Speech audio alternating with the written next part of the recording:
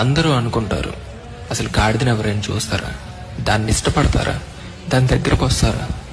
అది కష్టపడటానికి మాత్రమే పనికి వస్తుంది, ఇంకా దేనికి పనికిరాదు అని చాలామంది అనుకుంటూ ఉంటారు. కానీ ఆ గాడిదని ఒక వ్యక్తి చూశాడు, దాన్ని ఎన్నుకున్నాడు, దాని మీద కూర్చున్నాడు. ఎప్పుడు చూడనటువంటి ఘనతని ఆ రోజు ఆ గాడిద చూసింది.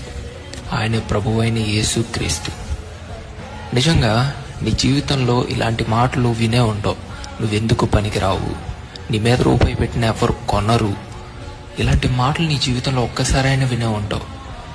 నేను ఒక మాట చెప్తున్నా, నువ్వు ఎప్పుడైతే నీ భుజాల మీద దేవుణ్ణి మోస్తావో, నీ హృదయంలో దేవుణ్ణి ఉంచుకుంటావో, అప్పుడు ఎవరు ఊహించినటువంటిది, నువ్వు కూడా చూడనటువంటి ఘనత దేవుడు నీకు ఇస్తాడు. ఈ మాటలు గుర్తుపెట్టుకో. పెంట కుప్పలో నుంచి దీనులను కూడా ఆయన పైకి లేవనెత్తగలడు.